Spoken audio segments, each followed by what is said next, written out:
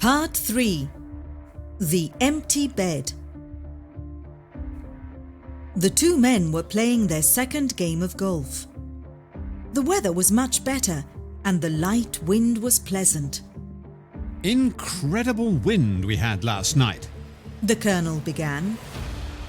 The maid seemed to have some silly idea about someone whistling for the wind. The Professor said. It could be true. Said the Colonel. The villagers know things we don't. I don't believe in these old stories. Said the Professor. As an example, I found a whistle on the beach last night. I tried to whistle with it. A few moments later, the wind blew very hard. It shook the windows. A person could say that I brought the wind. But I know that the wind doesn't come because you whistle for it. The wind is part of the changes in the weather. It is science, not some strange event. The Colonel was suddenly interested. He put down his golf clubs. This whistle, Said the Colonel. where did you find it? I found it at the old church of the Knights Templar. Why? Asked the Professor. You found it at the ruins? He shook his head. I don't think you should trust it. It's not a good idea to take something from a religious place. You must know the legends. Have you never heard the stories about the Knights Templar? For many years, I was in the army in India. He began. Professor Parkins knew the Colonel was going to tell a long story, so he picked up his golf clubs again. On their way around the golf course, the Colonel told him of his adventures. He talked of the superstitions of the villages and how one night he saw a ghost himself. The Professor was going to tell him his ideas about ghosts, but he was interrupted by a young boy who came running towards the two men. He was crying. What's the matter, boy? Asked the Colonel. Are you lost? There's a man at the window! He cried. Which window? Asked the Colonel. That window! There it was! He said. He pointed to the hotel and to the window with three sides. It was Professor Parkins' room. It?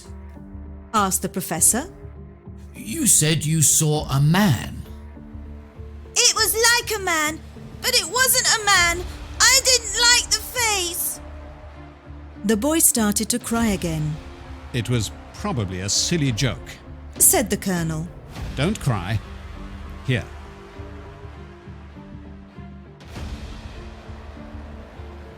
Take some money. There's a cafe that sells ice cream near the hotel. You'll soon feel better. Professor Parkins turned to the Colonel. I'd like to go back to the hotel. He said. We can finish our game tomorrow. Professor Parkins went to his room. The door was locked. Everything inside the room was the same. But there was one small difference. The empty bed was not made. But I saw the maid making the bed this morning. He shook his head and went to find the maid. Does anyone have the key to my room? He asked. The manager keeps all the keys. I gave the key to him this morning. She said. Professor Parkins went to see the manager. He told him the story about the child.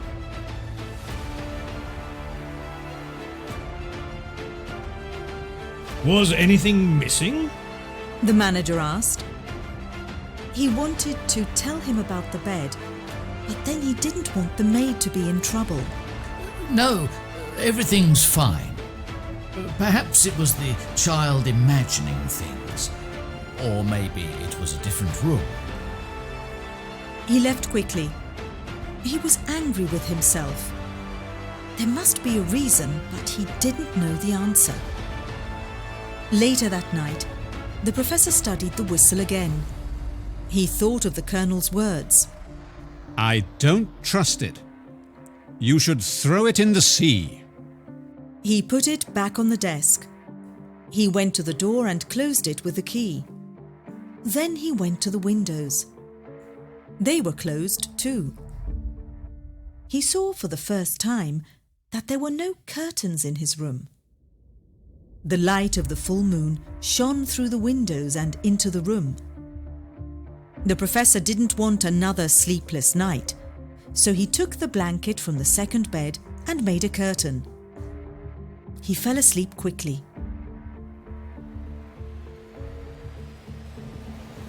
A few hours later, he woke up when the curtain fell to the ground and made a noise. Then he heard another loud noise.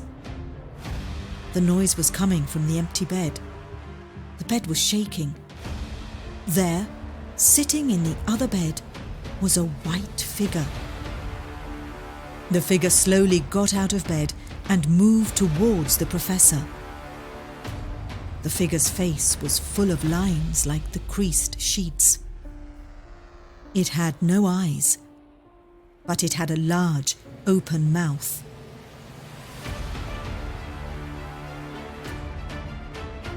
Professor Parkins jumped up. He tried to go to the door, but he couldn't reach the key. The figure now stood between the bed and the door.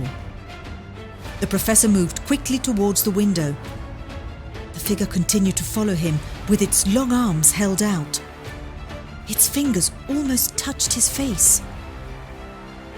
The professor put one leg out of the window. He looked down.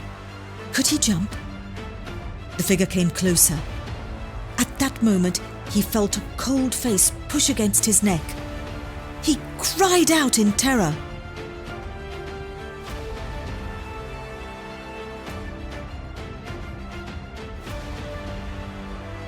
The colonel arrived at that moment. Professor Parkins climbed back into the room and fainted. On the floor, next to the professor, were the bed sheets, but there was no one there. The colonel stayed for the rest of the night, and the professor sat in an armchair as white as the sheets on the floor. The next day, the colonel spoke to the hotel manager. He said he was sorry the other guests woke up to loud noises. The professor sometimes had bad dreams.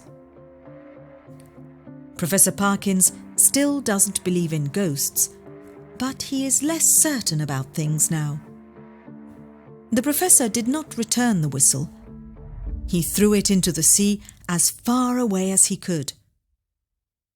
He told Mr. Disney there was nothing interesting to see at the ruins. He never returned to Burnstow or to the Church of the Knights Templar.